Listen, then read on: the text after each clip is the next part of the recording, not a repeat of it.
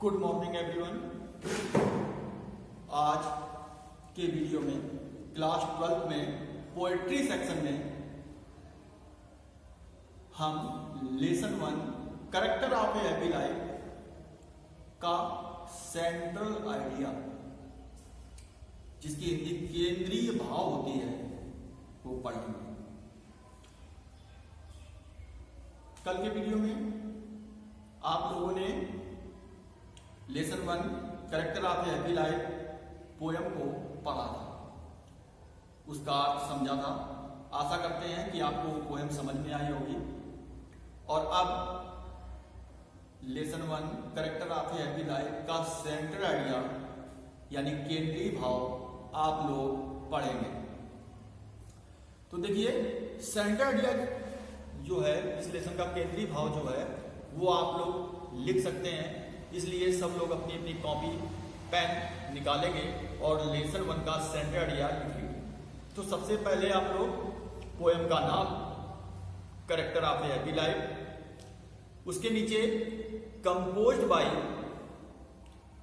Sir Henry Wotton, जो इसके poet हैं, उसके नीचे आप लिखेंगे composed by sir Henry Wotton. और इसके बाद आप लोग हेडिंग डालेंगे सेंट्रल आइडिया। जब आप लोग हेडिंग डालेंगे सेंट्रल आइडिया, उसके आगे डैश करेंगे और अब आप लोग पार्ट का सेंट्रल आइडिया लिखेंगे।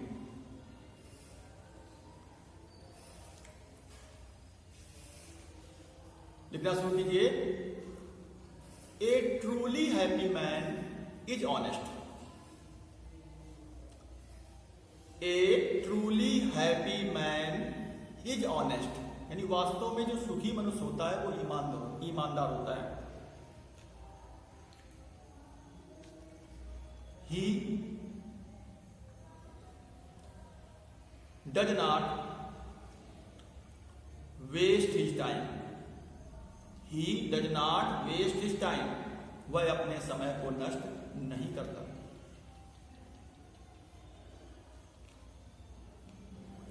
He is not after money. He is not after money.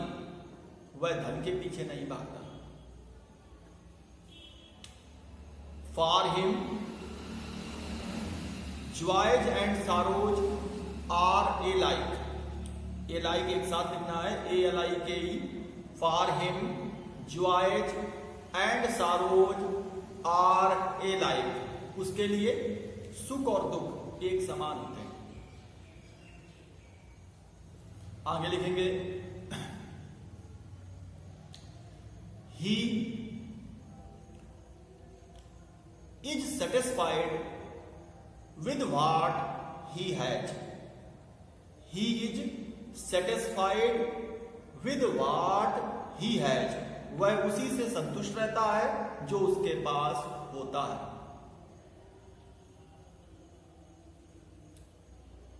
अगला, ही does not care for death.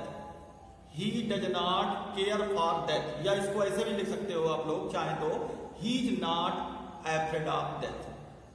He is not afraid of death, वह मृत्यु से भयभीत नहीं होता। He fears God, वह ईश्वर से डरता है। He fears God. He prays to God early in the morning and late in the night.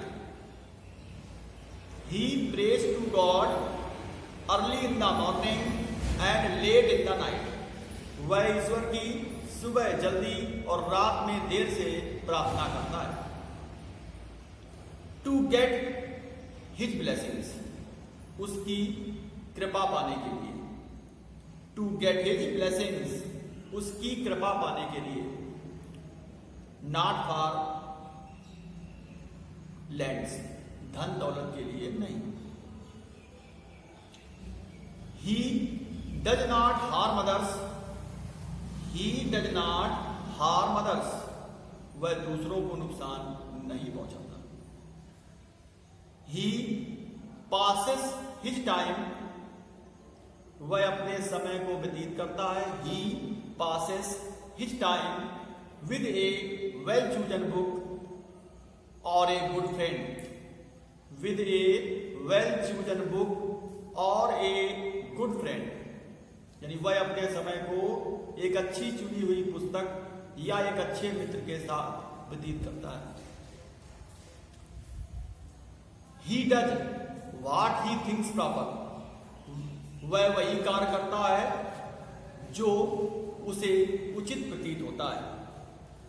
He is hard working, straight forward and frank in his dealings, वह कठिन परिश्रम करने वाला होता है, सीधा चलने वाला होता है और अपने कार्यों में ईमानदार होता है। He is hard working, comma लगाएंगे, straightforward and frank in his dealings.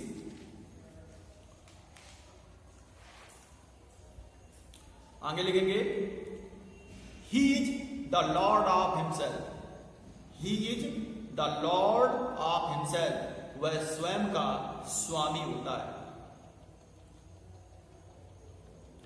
He has full control over his desires, he has full control over his desires, वह अपनी इच्छाओं पर पूर्ण नियंत्रण रखता है।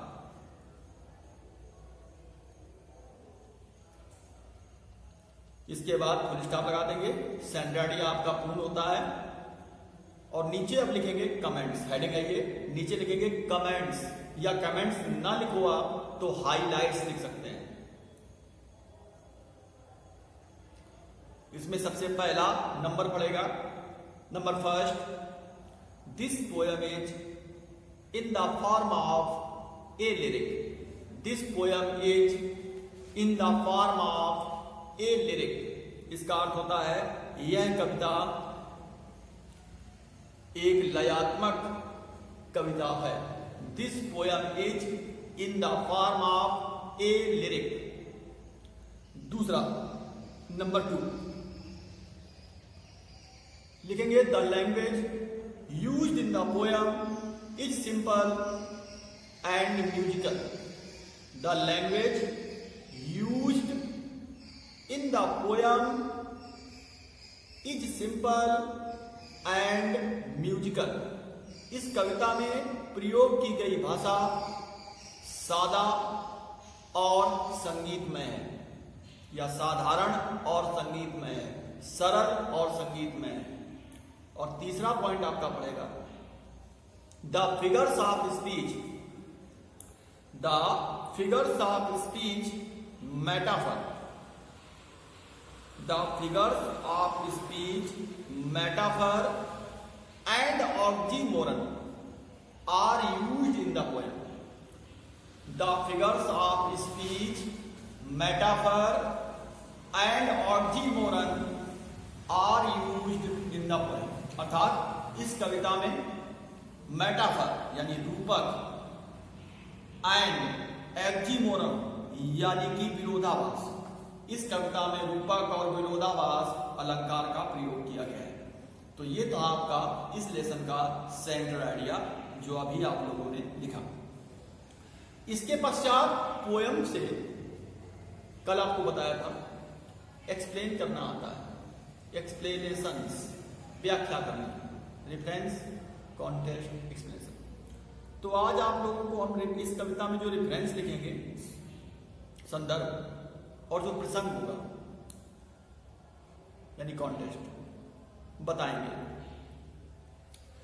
तो जब कविता का हम रेफरेंस लिखेंगे तो रेफरेंस लिखने का तरीका लगभग एक सा होता है। रेफरेंस हेडिंग पड़ती है, चाहो तो आप लोग लिख सकते हैं, किसी भी स्टैंजा का हो रेफरेंस एक ही रहता है, क्योंकि जब तक कविता नहीं चेंज होगी तब तक रेफरेंस नहीं बदलेगा। एक कविता में एक ही रेफरेंस चलता है, यानी एक ही संदर्भ होता है। पाठ का नाम और इसमें पोएट का नाम यानी कवि का नाम लिखा जाता है, तो ये तो बदलेगा नहीं, वही चलेगा जब तक कि पोयम वही चलती है। तो स्टैंजा कोई भी आए रेफरेंस यही रहता है। तो रेफरेंस हेडिंग डालेंगे हम लोग और रेफरेंस में लिखेंगे these attractive and charming lines, these attractive and charming lines have been taken from the poem Character of a Happy Life. These attractive and charming lines have been taken from the poem Character of a Happy Life, composed by Sir Henry Wotton. Composed by Sir Henry Wotton. कामा लगा देंगे. A famous scholar and critic of the 17th century. A famous scholar and critic, CRITIC, critic, और scholar SCHOLAR. तो a famous scholar and critic of the 17th century, SEBENTEENTH, 17th century, CENTURY. तो ये था आपका reference. इसके बाद contest. इस poem में एक ऐसा कॉन्टेस्ट आपको बताते हैं जो हर स्टैंजा में कॉमन होगा. तो कॉन्टेस्ट हेडिंग डालिए, CONTEXT, और कॉन्टेस्ट में लिखिए. देखिए, here the poet describes about some qualities of a happy man. Here the poet describes about some qualities of a happy man which make a man's life sublime. Which makes a man's life sublime. SUBLIME. Full stop. Context में से एक बार देख लीजिए. Here the poet describes about some qualities of a happy man which makes a man's life sublime. इसका अर्थ यह है कि यहां पर कवि ने सुखी व्यक्ति के कुछ गुणों के बारे में बताया है जो एक मनुष्य के जीवन को श्रेष्ठ बना देती हैं. ये आपका कॉन्टेस्ट होगा. अब इसके आगे जो हेडिंग पड़ेगी वो एक्सप्लेनेशन की पड़ेगी. तो एक्सप्लेनेशन जो होगा वो हम आपको कल के वीडियो में बताएंगे. Thank you.